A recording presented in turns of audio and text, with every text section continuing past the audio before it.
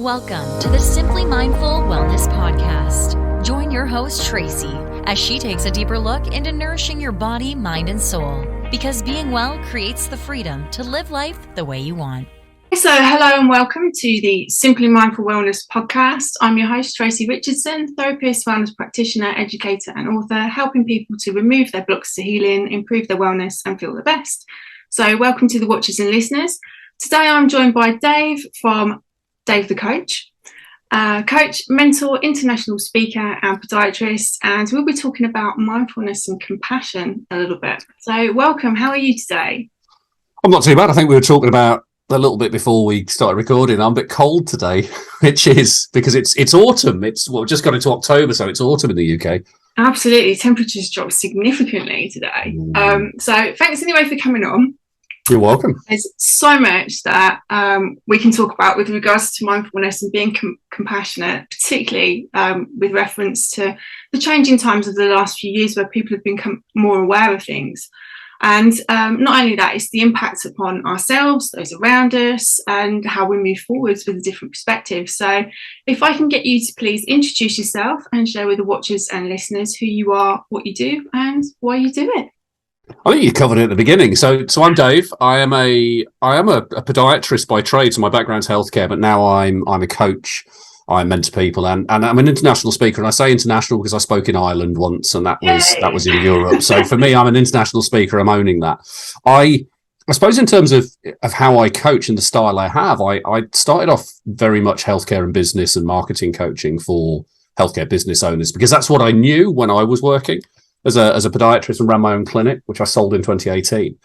But my transformation over the last 18 months, and yes, some of this will be down to lockdown and some of this will be down to relationship changes and all the stuff which goes with that. But my focus has very much shifted across to I suppose, what we call life and personal coaching. And you could argue that life coaching is kind of sits somewhere on the bottom rung of the ladder of coaching, but it's actually got much more value. So I'm more interested in people. I like people, and the mindfulness and compassion stuff comes from a couple of places. It comes from a kind of a personal interest and transformation, but then it also comes from me wanting to dive deeper into it. And my current study is actually master's level in mindfulness and compassion, a thing which if you'd have said to me a few years ago, oh, you're going to do a mindfulness and compassion master's degree, I would have laughed at them and gone somewhere else. So I think it's kind of where I am at the moment in terms of an introduction, and you know, most of the work I do is with people is online. I love facilitating workshops with people at the moment and speaking about this stuff and trying to put a spin on it that it's not kind of this woo-woo thing which people disappear off and live in a mountain wearing one set of clothes.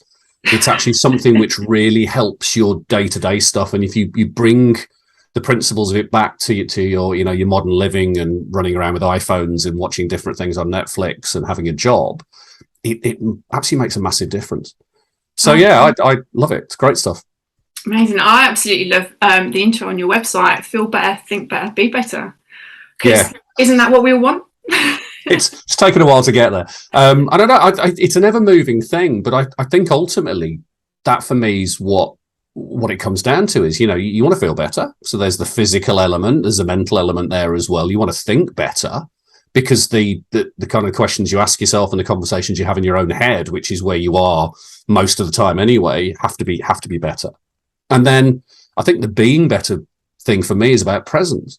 It's about being aware of that kind of internal and external state in this moment. And I wrote something recently where I talked about this. It was like this mental time travel we do. We're all worrying about what's going to happen in the future and what we're having for dinner. And then we're all worrying about what's happened in the past and the fact that somebody said something nasty to us in 1978 and we just haven't got over it. And instead of actually spending time here in this moment, being aware of your breath, being aware of, my stomach might be rumbling a little bit. Did I eat my dinner a bit too quickly and am I a bit full?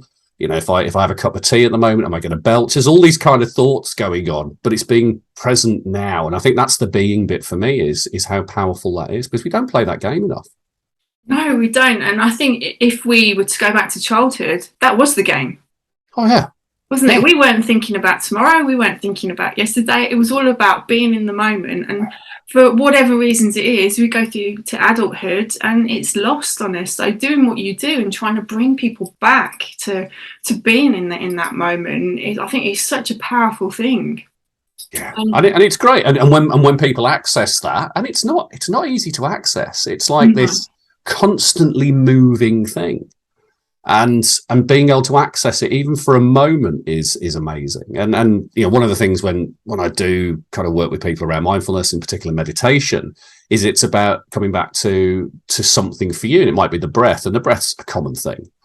But actually you find that when kind of teaching this stuff and taking people through it, you'll drop something in and you'll go, and where's your mind gone now? And then suddenly people realize that they're not focusing on their breath. They're actually focusing on what they're going to have for dinner. Yeah. And then they'll get a bit annoyed because it's like, oh, bugger, I've messed it up again. And it's like, no, actually noticing and then coming back is the key. But it's this constantly moving target, and it's hard work. It's hard work to be in the present moment. Absolutely, because I think for so long we've been taught to set goals, reach for those goals, and strive all the time. If you think like back at school, it's all about passing exams.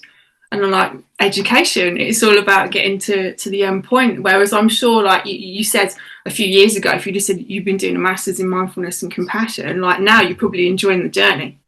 Whereas 10 years ago, it would have been about starting getting that certification at the end of it. I still remember I've already got a master's degree in podiatry, and I remember my dad saying to me ages ago, what how much more money is that going to make you? And my answer was, I don't know. And it's the same. It's like people say to me, what are you going to do with this master's degree you're doing now? And it's like, I don't know. But I'll find out, and it will be exactly the right thing. And there's a huge amount there, and this is maybe the insufferable Buddhist part of me, is around acceptance.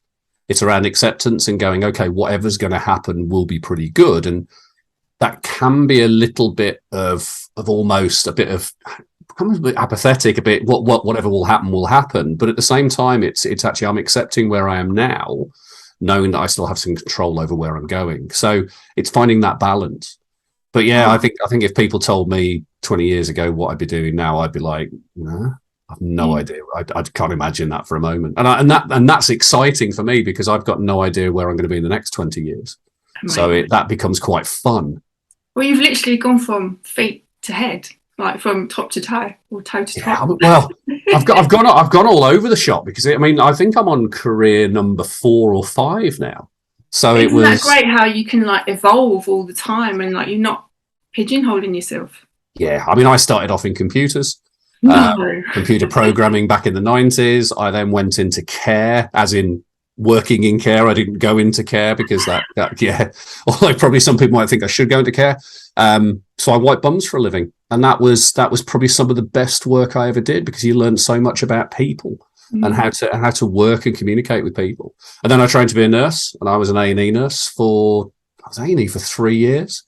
And then I retrained as a podiatrist because I'd had some podiatry problems myself beforehand, and it was just the logical way to do it. And then via podiatry, got more into education and found a coach and went, I think coaching would be good for me. And then actually went down that route. So yeah, I'm just wondering what the next thing's going to be because there's always something else for me. I don't know what it is yet though. But isn't it, I think it's like a great example of a journey to go on. That like literally it's not what they tell you when you're at school that you're going to do your exams and that's going to be your career for the next 60 years and then you retire. That actually you can do whatever you want. Yeah. And actually that doing something for the next 60 years for some people is perfect.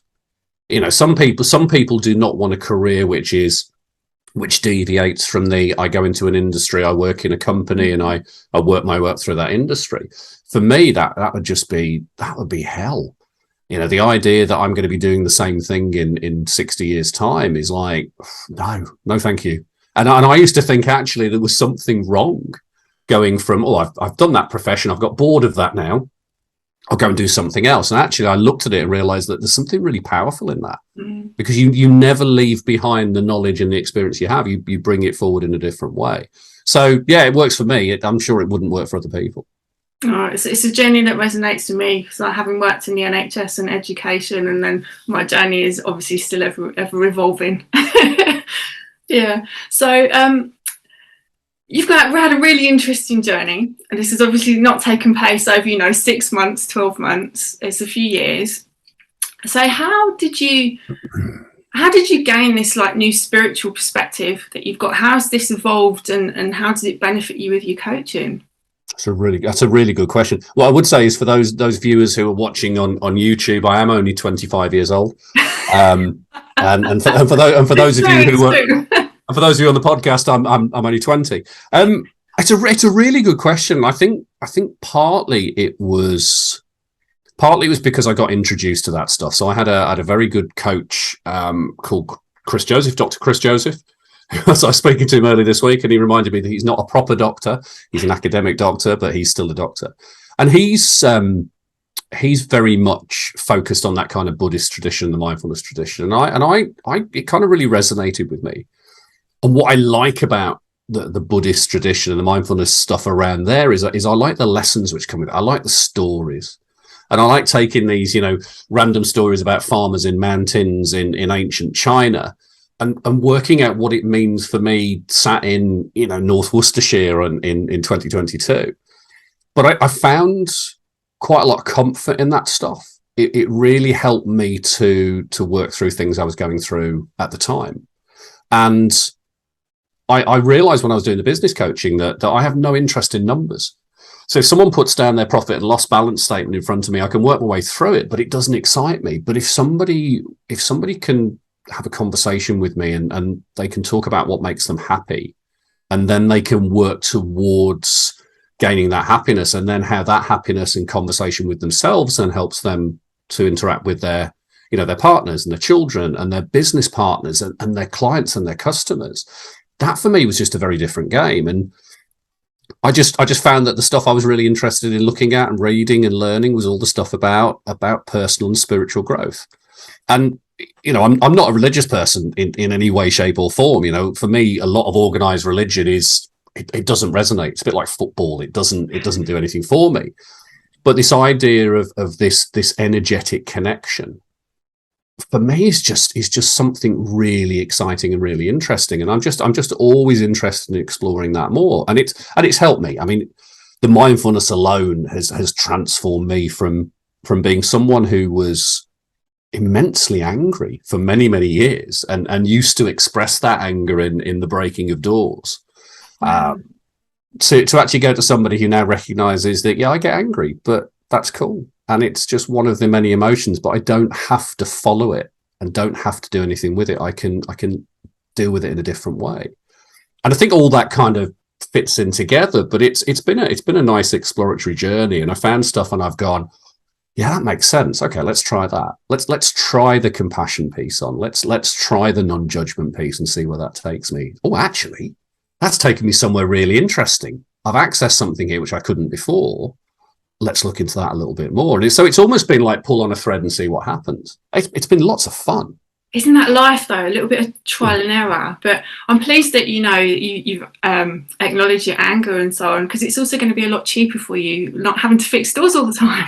Well, I tried fitting doors, and it's just not my special place. DIY is not for me.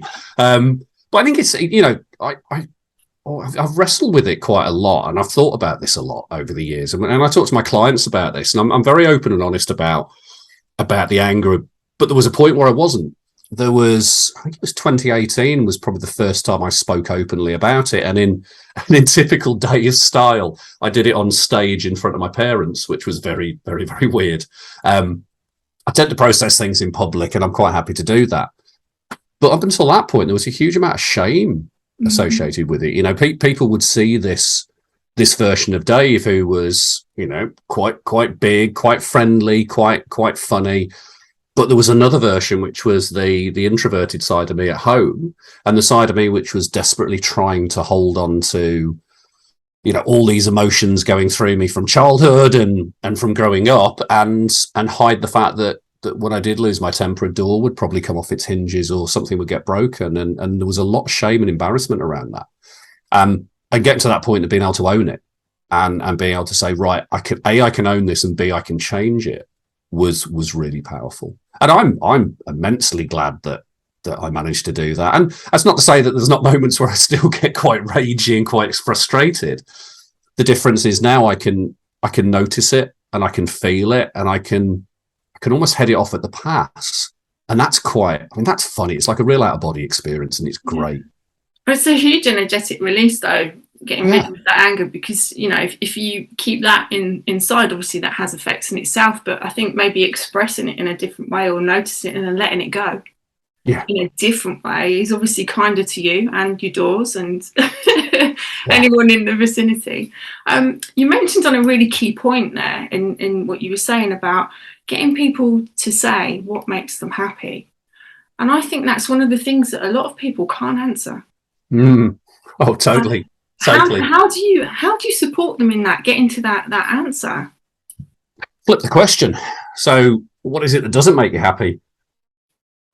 Because if everyone's got a different menu for this as well. So, I find science fiction makes me immensely happy. Although if we're going to dive into it deeper, actually nothing makes me happy apart from me. I choose to be happy, but there are things which aid that. So science fiction, chocolate, fast cars, sunshine, but not too much of it. There's all these things which, if I always think of it as if I had a label on me, so it was something which was actually attached to my back, a bit like, the wash at 30 degrees.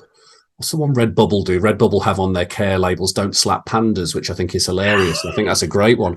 But if, it's, for me, it would be keep between 18 to 22 degrees, feed regularly, get plenty of sleep. And if we had all had our own care label, it's what would you want written on there? So that if someone picked you up and read it and went, "This is how I care for that person," what would you want on there?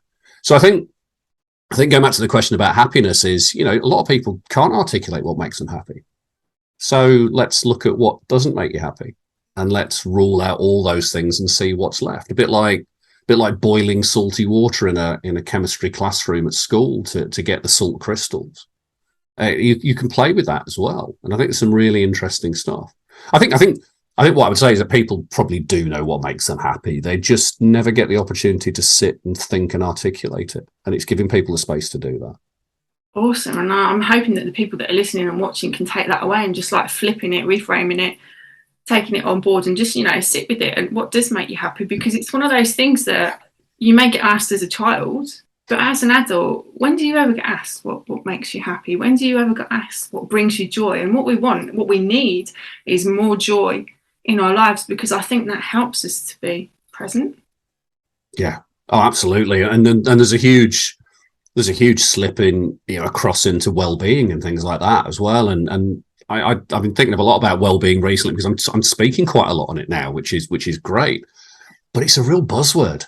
And well-being is either something you put in front of a phrase, after a phrase, or you just throw it around and people go, "Oh yeah, well-being," but nothing ever gets done on it. But when you start looking at the literature around well-being, it gets really interesting. And you start to look at what feeds into good well-being. And it is things like authenticity, meaning, purpose, control, relationships, all of those things, and happiness. So, this stuff's important. It's hugely important, yet I think a lot of the time it's paid lip service. It's not actually taken with the seriousness it should be. Absolutely. And I think potentially because they don't teach it in schools, so it's not part of your maths, your English, or whatever's going on there.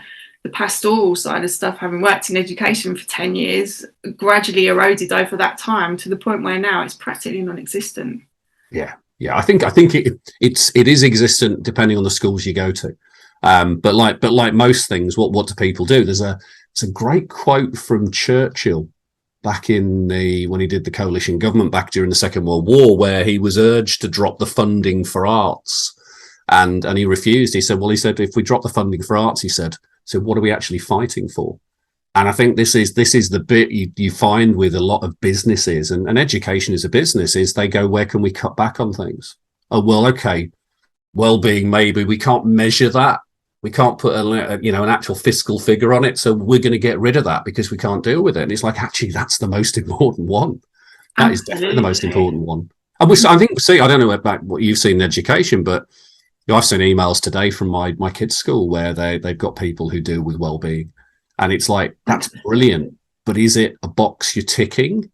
Or is it actually a culture you're changing and creating? And I don't know the answer. And hopefully it's the latter, not the former.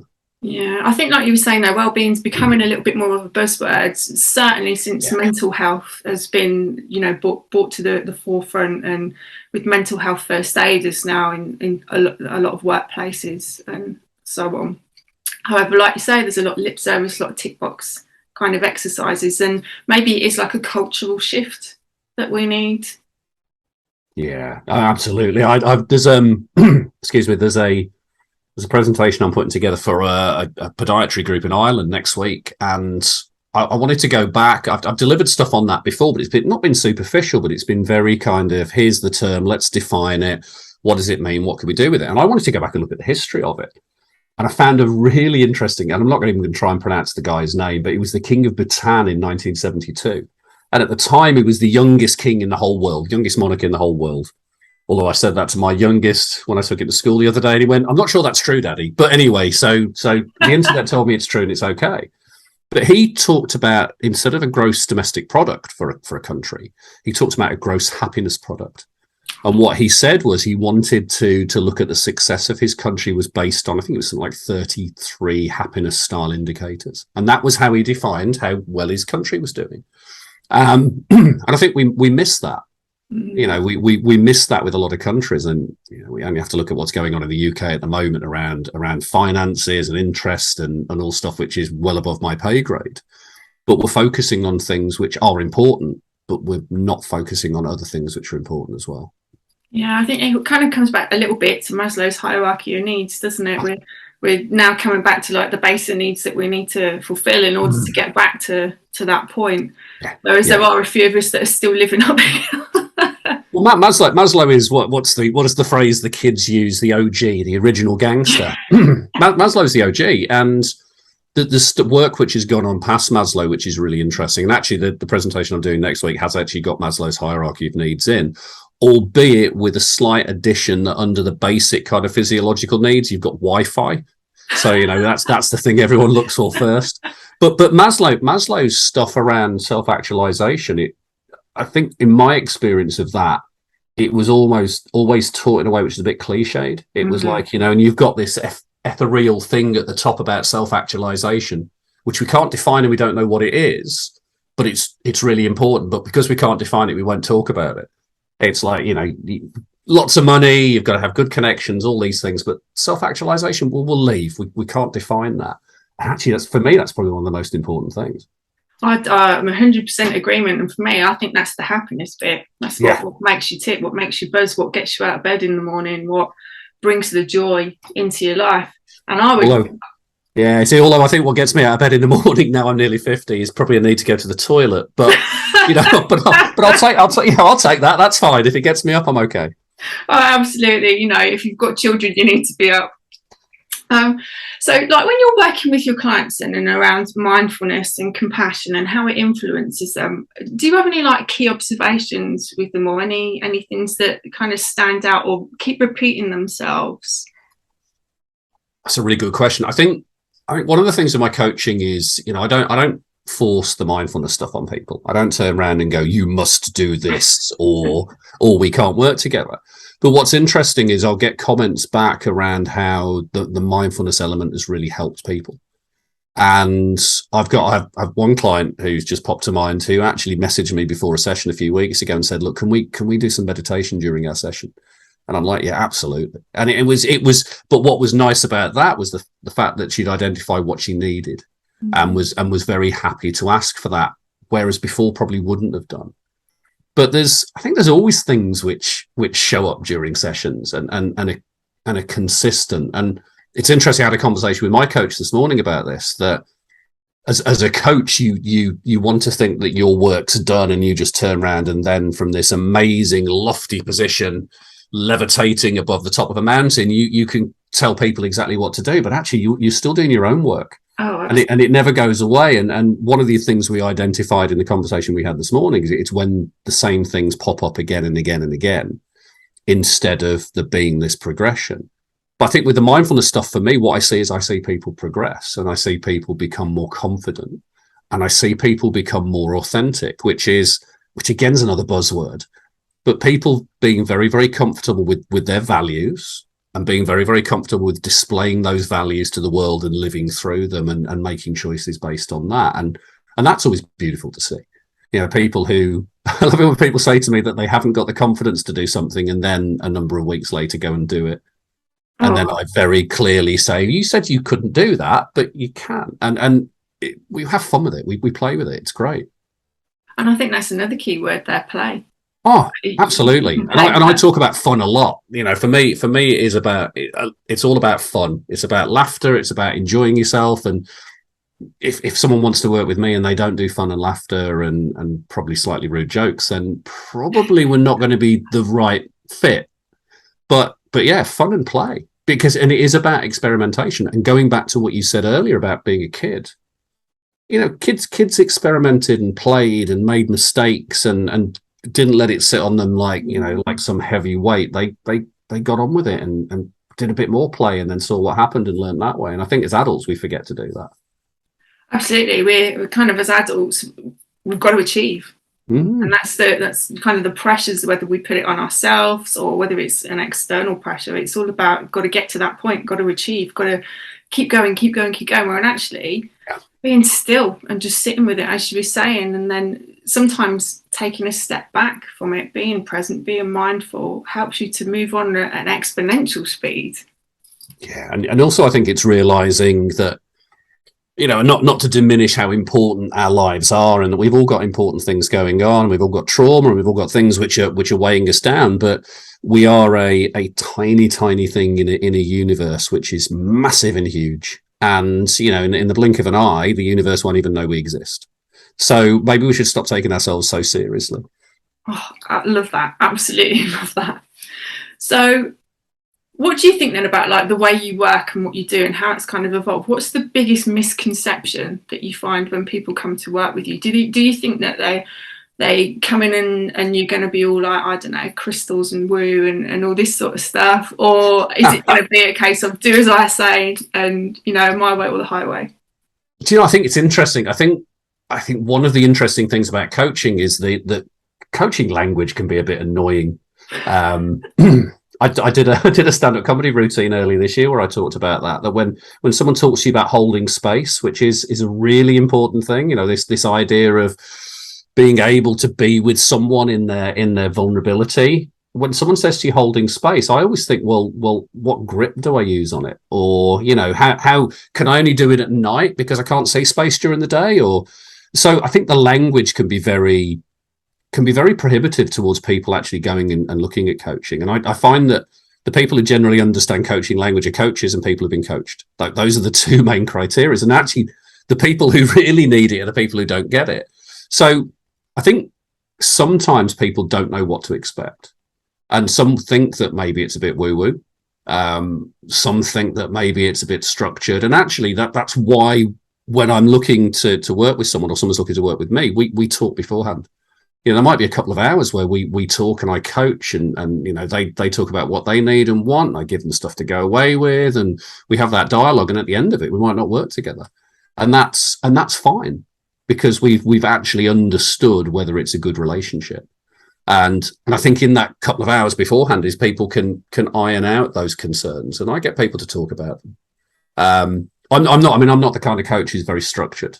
I know a lot of coaches, and I'm not knocking them at all because it's what they do and it works really well for them. Here is my shape, and I will pull you into this system, and I will push you through that shape even if you're nothing like it. Whereas I'm more like, well, actually, what shape do you want to be? And let's work on how you can be that shape, and then you can go out to the world and show people what amazing shape you are. I don't do woo-woo particularly, although I quite like a bit of woo-woo occasionally. And some people will think meditation mindfulness is a bit woo-woo. And that's fine. You know, for some people it is. But I think in terms of misconceptions, it's interesting. There's lots of different ones. What is coaching? Is it like mentoring? What do we actually do? Is it something which actually we should be charging for? You know, there's all kinds of options and questions which people have. And I think there's all kinds of answers to that as well. So yeah, I think like you were saying, there's a language thing. So coming back to what you said about mindfulness, like again, it's a buzzword. It's something that people are doing a lot more of. But actually, if you break it down and explain it in layman's terms, everyone needs it and everyone gets it. But when you say something like mindfulness, it's all about, oh, am I just going to be sat there like this chanting? And, you know, and yeah, I totally resonate with that, because I've had these conversations myself with people. And then when you bring it down to get on their level, actually, they gain so much more from it. Yeah, and mindfulness, and doing the training I'm doing with mindfulness now, excuse me, and looking at the teaching element, there's a lot around the language of it as well. It's very invitational. It's very, you know, it's very much based around making sure people feel comfortable with their experience and not making an experience right or wrong. But sometimes that language can become quite flowery and quite complex. And I think, again, it's how can you simplify it so that, you know, a bloke in Birmingham on his lunch break can get a moment of peace and mindfulness, just 5 minutes or even 20 seconds, and it can make a huge difference to him. Because if we're using language which is very kind of flowery and detailed and spiritual, he might not connect with that, and then he doesn't get the benefit from it. But if you can simplify it, it's almost like mindfulness for brummies. That could be a thing, couldn't it? I'll tell you what, right, go trademark that right now. Yeah, mindfulness for brummies. Mindfulness. You're right, mate. You're right, Kevin. Should we do some mindfulness? I'm saying that as a brummie, so it's okay. I was just going to say, I do, for the people that are listening to this and not watching, Dave is a brummie. I'm very brummy light, though. I'm very brummy light, but yeah, I think it is that element of how do you take something and actually kind of communicate it in a way where it helps people. It's like, I think back to my podiatry days where you would have people you'd prescribe, you know, orthoses and custom insoles for to go in their shoes to help, you know, alter the load, maybe correct gait, whatever it was you were looking at. They were all brilliant, apart from the ones which were not very good were the ones which ended up in someone's drawer because they couldn't wear them. And I think it's the same with mindfulness. Mindfulness is the most amazing thing, but it's only useful when people can use it. It's no good, you know, stuck in an app or in a book or in a drawer or in a webinar. It's actually good when it's in practice. So how do you enable people to use it in practice?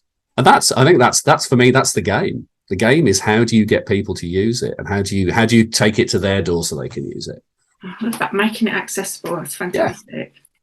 So people that are watching or listening to this right now, what would be your top tip to help them work on themselves, their wellness, their mindfulness, compassion, whatever it is? What is your top tip? Blimey. Now, that's probably the most difficult question I've been asked all week. What's my top tip? God, that's put me on the spot. I should have thought about that one before. Okay, you can have more than one. I can have more than one. Okay, so here are my... This is the 3-hour version of the podcast, isn't it? We're doing. Is that right? I think there's so many things. I think that what I would say is actually taking a moment to even sit and breathe is hugely valuable. You know, if you I got asked something very similar at a conference I did earlier in the year. They said, what would you do after today's session? I went go and sit by a river.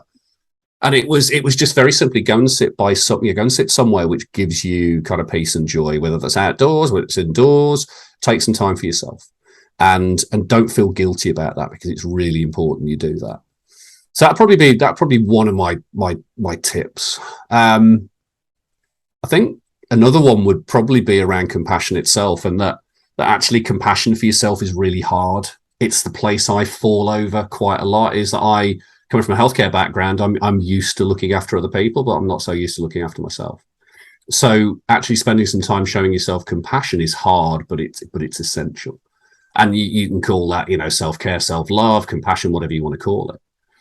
But probably the third thing I would say is that actually there's a lot in your life which isn't your fault. And it's being okay with that. And it's being able to let a lot of the stuff which you think is your fault go, because it's not. That's problem, and that for me is a big one in itself, and that's one which I still struggle with as well, because my work is never done, and I think I'll be lying on my deathbed probably working through this stuff as well. So hopefully not too soon. No. So if people want to find out more about you, where do you hang out online, and where can they find you?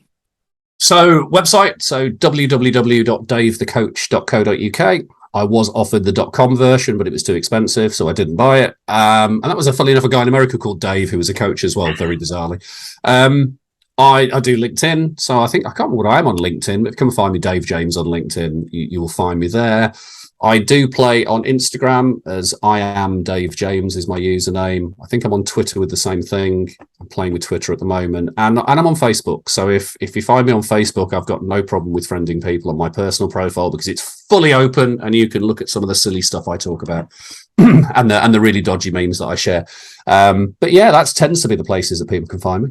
Awesome. I'll add those links to the show notes. So my last question for you is, what does mindful wellness mean to you? Everything.